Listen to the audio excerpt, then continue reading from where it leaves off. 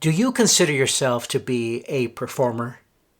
That doesn't necessarily mean you find yourself up on the stage or in the spotlight, but that through either talent, luck, or hard work, you can do something so well that it becomes wonderful to watch.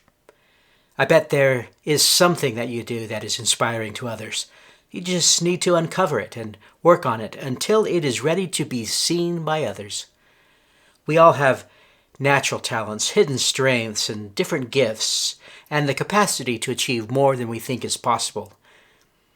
Finding personal satisfaction, bringing other people joy, adding light to a darkening world, all of these things are the result of someone turning in a good performance. Let's figure out how to perform at our best, even if your best is only seen by you.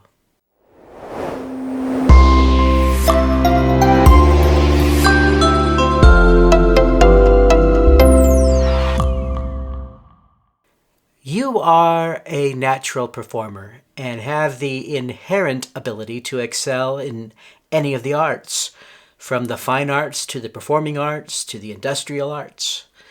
You are entertaining, charming, and humorous, and tend to liven up the room with your presence. You would rather be an active player than a passive spectator. Like it or not, we are all on the stage of life. We all have a role to perform, and most of us have many roles to perform, some at the exact same time. Learning to perform these roles to the best of our ability and become an inspirational performer is an awesome goal. It is a virtuous goal. So here are the 6 performance-enhancing steps we'll study that will help you step up your success. First, narrow your focus.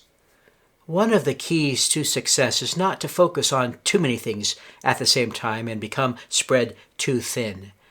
Focus on doing one thing so well that it becomes instinctive or almost automatic. Second, passionately deliver value.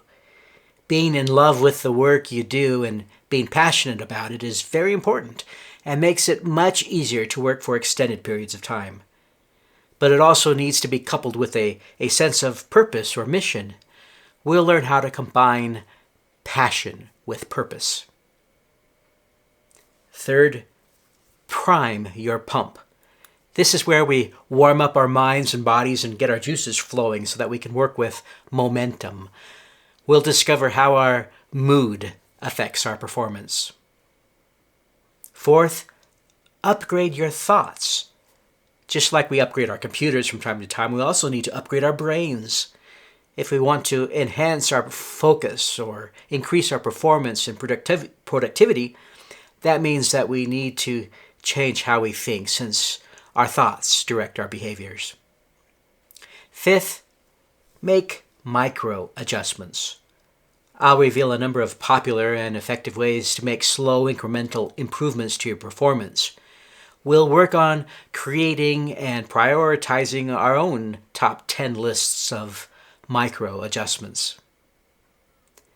Sixth, enjoy the flow. The phenomenon called flow occurs when your best performance has reached its optimum level. This state occurs about 10 to 20% of the time for those who are at the top of their game. Everything is going your way, and you feel in the zone.